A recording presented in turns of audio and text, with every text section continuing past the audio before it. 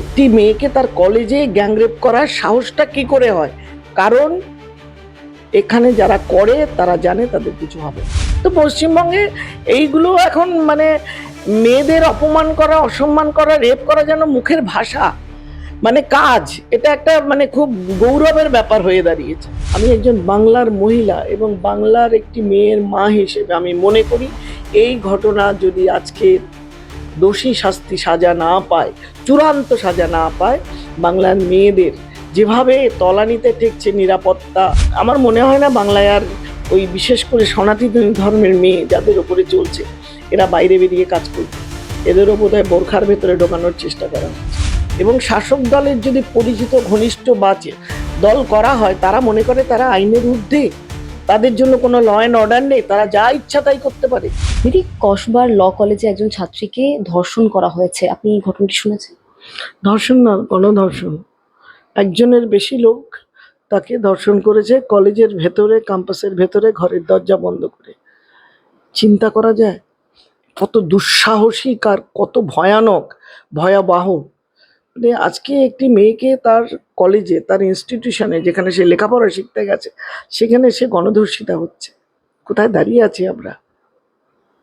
কোথায় দাঁড়িয়ে আছি আমরা? এর আগে আমরা দেখেছি আরজি করের মতো সরকারি একটা স্বনামধন্য হাসপাতাল, সেখানে অন ডিউটি একজনকে রেপ করা হয়েছে। তারপরে দেখা যাচ্ছে কসবাতে ল কলেজ, সেই ল কলেজে গণধর্ষণ। আবার সেখানে যাদের নাম জড়িয়েছে তারা কিছুজন কলেজ স্টুডেন্ট, কিছুজন আবার তৃণমূল ঘনিষ্ঠ, মানে শাসক রুলিং পার্টি ঘনিষ্ঠ। দেখুন, আপনি কার্যকরে করে আমরা দেখেছি ধর্ষণ কেবল নয়, ধর্ষণ, গণধর্ষণ যাই হোক, সেটা এখনো প্রমাণ হয়নি। তাকে মার্ডার করা হয়েছিল ব্রুটালি, নৃশংসভাবে। তাকে মার্ডার করে শান্ত হয়নি, তার প্রমাণ লোপাট করা হয়েছিল। পুলিশ তৎপরতায় তাকে ঝটপট তার বডি বার্ন করে দেওয়া হয়েছিল। বার্ন করার পরে ক্রাইম সিন থেকে প্রমাণ লোপাট হয়েছিল। বাথরুম রাতারাতি ভাঙচুর করা হয়েছিল।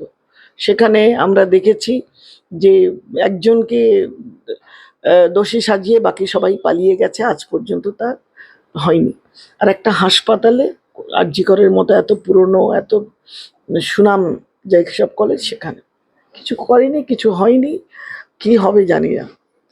তদন্ত সেই দাঁড়িয়ে আছে। বাংলায় শাস্তি হয় না, বাংলায় প্রকৃত দোষীরা শাস্তি পায় না, তারা তারা লুকিয়ে যায় এবং প্রশাসন তাদের প্রমাণ লোপাট করে তাদের সাহায্য করে। আমি সেটা বলবো, আমি কমিশনে বসেই সেটা বলবো। আমরা দেখছি যেভাবে আরজি করে দলকে দল গুন্ডা দিয়ে দুদিন বাদে রাত্রিবেলা সমস্ত সিসিটিভি এবং সব কিছু লোটপাট করে যে চেষ্টাটা করলো, তার থেকে প্রমাণ হয় যে সরকারি মদতে বা সরকারের অনুকূল্যে এই ঘটনাগুলো ঘটানো হয়। দিদি, এর আগে আপনাকে সন্দেশখালী নিয়ে বারবার সোচ্চার হতে আমরা দেখেছিলাম। জাতীয় মহিলা কমিশন থেকে সময়মতো কেসও করা হয়েছে। আগামী দিনে কি কি স্টেপ আপনারা নেবেন এই কসবার ঘটনাকে নিয়ে? কসবার তো আমরা অলরেডি সুমোটো কগনিজেন্স নিয়েছি। আমরা ডিজি পুলিশকে চিঠি 72 ঘন্টার মধ্যে উত্তর দিতে বলেছি এই ঘটনা, যে আপনার ডিটেল রিপোর্ট পাঠান, কজনকে অ্যারেস্ট করলেন, কারা কারা ছিল, ক্রাইম সিনের যে সিসিটিভি আছে তাদের ফুটেজ পাঠান, এবং তার কি কি পরীক্ষা করলেন, কি কি করলেন সেগুলো জানান, কজনকে অ্যারেস্ট করা হলো সেটা জানান, মেয়েটির মেডিকেল কোথায় হলো, কিভাবে হলো, ভিডিওগ্রাফি হলো কিনা জানান। যাহা কিছু আইনে আছে এবং সম্ভাব্য সব কিছু রিপোর্ট জানাতে বলেছি। এবার কি উত্তর আসে অপেক্ষা করতে হবে 72 ঘন্টা, তার আগে কিছু বলতে পারবো না। তবে হ্যাঁ, আমি একজন বাংলার মহিলা এবং বাংলার একটি মেয়ের মা হিসেবে আমি মনে করি এই ঘটনা যদি আজকে দোষী শাস্তি সাজা না পায়, চূড়ান্ত সাজা না পায়, বাংলার মেয়েদের যেভাবে তলানিতে ঠেকছে নিরাপত্তা, তাদের সেফটি, তাদের সিকিউরিটি, তাদের মডেস্টি, তাদের, আমার মনে হয় না বাংলায় আর ওই বিশেষ করে সনাতনী ধর্মের মেয়ে যাদের ওপরে চলছে এরা বাইরে বেরিয়ে কাজ করবে। এদেরও বোধহয় বোরখার ভেতরে ঢোকানোর চেষ্টা করা হচ্ছে। এই রাজ্যের মুখ্যমন্ত্রী, তিনি ল স্টুডেন্ট ছিলেন। তার রাজ্যে ল কলেজগুলিতে এই ধরনের ঘটনা, কিছুদিন আগে আমরা সরস্বতী পুজোকে নিয়েও আমরা দেখেছি একটা লয়ের কলেজে কোনো আইন নেই। আজকে দেখা যাচ্ছে লর কলেজে সেখানে গণধর্ষণ করা হচ্ছে একজন ছাত্রীকে। Lawlessness in law college. তো এইগুলো দেখুন, আহ, একটা, এই যে ফলগুলো আমরা পাচ্ছি না, এই ফলটা একদিনে হয়নি। এই ফলের জন্য আপনার একটা চারা গাছ হয়েছে, সেই গাছটাকে জল দেওয়া হয়েছে, এখন সে মহিরু, তার যে অত্যাচার মেয়েদের উপর যে সামাজিক দৃষ্টিভঙ্গি, তাদের যে সম্মান, সেটুকু দেওয়া হয় না। এবং শাসক দলের যদি পরিচিত ঘনিষ্ঠ দল করা হয়, তারা মনে করে তারা আইনের ঊর্ধ্বে, তাদের জন্য কোনো ল অ্যান্ড অর্ডার নেই, তারা যা ইচ্ছা তাই করতে পারে। এবং সেই কারণে আজকে কলেজ ভর্তির থেকে শুরু করে এই যে মেয়েদের উপরে রেপ, একটা কলেজ ক্যাম্পাসে মেয়েটির উপর রেপ, এগুলো সমস্ত এই তিলে তিলে তিলে তিলে বাড়তে বাড়তে আজকে এই জায়গায় পৌঁছেছে। সাহস কি করে হয় একটি মেয়েকে তার কলেজে গ্যাংরেপ করার সাহসটা কি করে হয়?